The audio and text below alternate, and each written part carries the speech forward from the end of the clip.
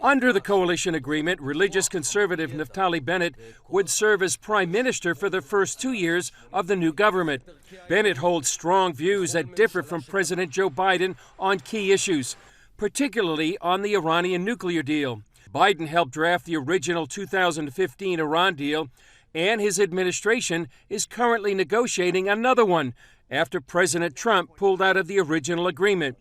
Bennett explained to CBN News earlier this year why he thought the first one was a bad deal. It gives a false sense of confidence that we've got Iran covered, but it doesn't. The deal, in fact, allows Iran to proceed to the very verge of acquiring not one nuclear weapon, but dozens. All they need to do is press a button, and they'll have, within days, dozens of nuclear bombs.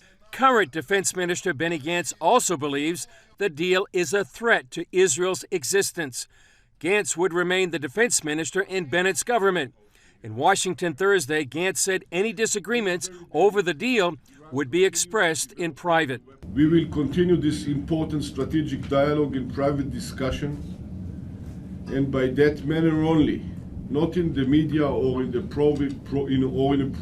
provoking way. Netanyahu, on the other hand, publicly challenged the Biden administration this week. If we have to choose, I hope it doesn't happen between friction with our great friend the United States and the elimination of the existential threat. The elimination of the existential threat is increasing. Netanyahu claims Bennett, his possible successor, won't stand up to pressure from the Biden administration on a number of issues, including Iran, the Israeli-Palestinian conflict, and the refunding of the United Nations Relief and Works Agency, or UNRWA. The head of UNRWA came to Jerusalem this week, where he talked about the contentious issue of the Jerusalem neighborhood of Sheikh Jarrah. Several Palestinian families face the threat of eviction. He condemned what he says is a violation of international law. Israel disagrees, arguing that there's a Jewish claim to that land. Secretary of State Antony Blinken warned the eviction of Arabs in the neighborhood could lead to conflict and war. Biden and Bennett also disagree on the two-state solution, creating a state for the Palestinians. Biden says it's the only answer. Bennett opposes a Palestinian state. While he would be dealing with the U.S. on issues like the Palestinians and Iran, Bennett would head a divided coalition with many internal ideological differences, including an Arab party that holds anti-Zionist views and is associated with the Muslim Brotherhood. You would be depending for the first time in Israeli history on an Arab party to hold up the majority.